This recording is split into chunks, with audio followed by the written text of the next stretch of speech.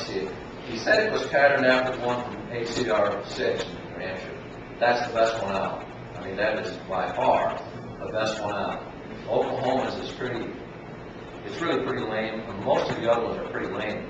I don't know what this one's going to look like. If it's anything close to HCR 6, I'll This is North Carolina? This is from North Carolina? North Carolina. Okay. Yeah. Now, one of the biggest attacks on our liberties, of course, is our liberty to move around, locomotion, to go from one place to the other. And what's happened is that one of the very themes of the Declaration of Independence was that, how they put it, they have erected, who's got the Declaration? I don't want to do that. It's so well worded. No, I have it here. The Declaration of Independence, one of the causes, they have erected new offices. Erected a multitude of new offices and sent hither swarms of officers to harass our people and keep out yourselves. Exactly. Now what's happened with that is that they've erected all these multitude of new offices, which they don't have authority to erect, and they put the liberty of every free man in the hands of every petty officer.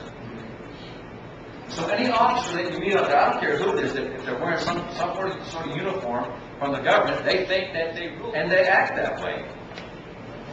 Now, I like to call them down and say, okay, you really aren't my master, or something to that effect, or challenge, or let them know that they're here to serve us. That's the whole thing. I mean, aren't they called civil servants? Don't they have on their cop cars to serve and protect? Isn't that their function? So how is it that they're lording it over me and telling me what I can and can't do? I'll tell you why. Because we have refused to stand up and say, you can't do that. You simply can't do that. And that's what's happened, is we have stopped doing our job. Our job is to make the government toe the line. That's our job. It's our duty. It's not the government's job to tell us what they need to be doing. It's our job to tell them what they need to be doing. But we sat down on that job. I just wanted to point out that it's not just the actual officer in the uniform outside the road that holds the law. Also, these actual posting meetings, it's the, Oh yeah, I know. It's, you know, Yeah. the health. It's anybody. Advisors. Yeah. Department of Social Services, you don't take your kid just because somebody complained. Without a warrant, without due process of law, just come and get him, and then you got to prove you didn't do what you've been accused of. I know some folks personally that said. I know a second contractor who tells me that Forsyth County Health Department goes by his house at least twice a day to find out if his vehicles are there. If they're not, they call him and want to know where he is and what he's doing. Really? Oh yeah. He said it's because they're concerned he might be putting a septic system in somewhere they don't have a permit for it. That's based on a marriage license. A lot of it's based on the contracts we enter into. There's no question about that. We have limited ourselves because we entered into so many. When you have to sign your name to a government paper somewhere, you better be careful because you're entering into a jurisdiction, and more than likely, you are debilitating your rights, or you are taking a chunk out of them in one way or another, and you're consigning yourself to a jurisdiction where you have to specifically perform, because it's contractual in nature. They'll deny that it's a contract, but trust me, when you have to sign your name, it's a contract. Otherwise, you wouldn't need to sign your name. You're agreeing to something. You better be careful what it is. Police power is one of the biggest attacks on our liberties. The city police, the state police, the sheriff. The sheriff is the only duly constitutionally authorized law enforcement agency.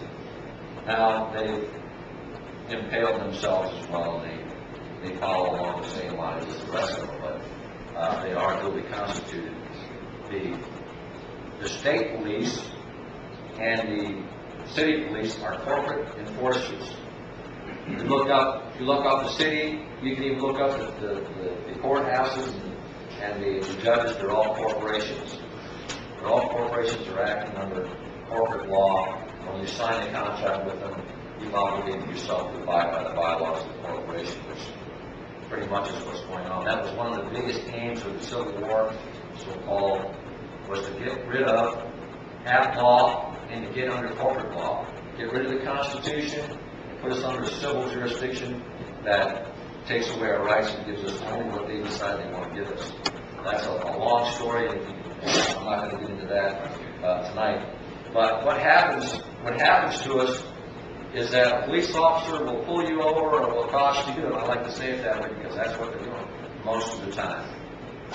They're coming at you like you're dirt, they're the Lord, and you need to submit to whatever they ask of you. That simply isn't the truth. And what happens is they constantly will threaten you with arrest if you don't cooperate. And they actually, if you assert your constitutional rights, you know this, they call it an aggravating circumstance.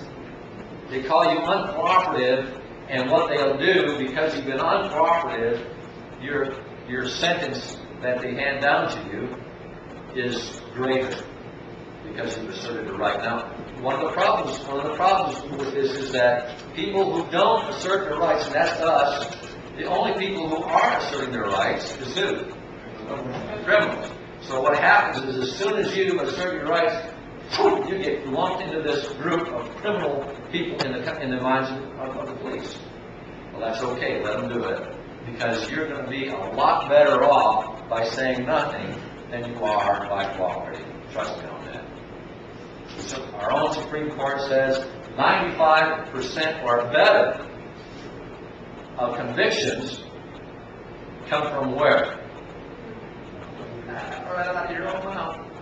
You give them everything they need to convict them, because you want to try to help them, don't you? Isn't that how we feel? We almost feel compelled to open our mouths and tell them, try to placate them, try to say, okay, yeah, I'm going to tell you everything because this will go better with me, and that's how we've been trained, isn't it?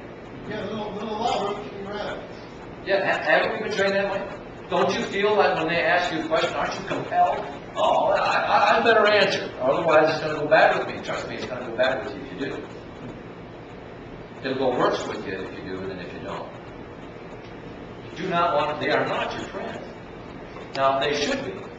And that's the way it was intended, but the way it's operating today, they're not. Arrest. We're going to talk about arrest, because that's what happens to us a lot, and we don't even know it. You know, it's interesting, you get pulled over by a policeman. Ask him. Just ask him. I'm under arrest. What do you think he'll say? No. Okay, then there's one more question. Well, then I'm free to go, right? Well, no, you're not free to go. Well, then I must be under arrest, right? Well, no, and then, you know, when it comes right down to it, he's either going to get mad and tell you to shut up, or he's going to say, well, you're under arrest, yeah. And that's, of course, what you want to hear. That's what you want to hear say. Because now he's crossed the line. You can't do that unless, of course, you've been involved in a felony. He saw that. Or you've been involved in a breach of peace, and he saw that. Okay? Otherwise, he can't do it without a warrant. Well, you're being detained, aren't you? Not being arrested. Well, the courts have allowed them a 30-minute investigatory stop without calling it an arrest. But brother, anytime you're stopped and your progress and your liberty's been arrested, you've been arrested. That's just all there is to it. Now, if they take you off to the jailhouse, now you've got even more action. We talked a little bit about false imprisonment last week. False imprisonment is right there on the side of the road. You're being falsely imprisoned. And now that's an imprisonment. Anytime you're stopped and you're held, you're being imprisoned. Okay. Now the only question after that is, was it a lawful imprisonment? See, that's the only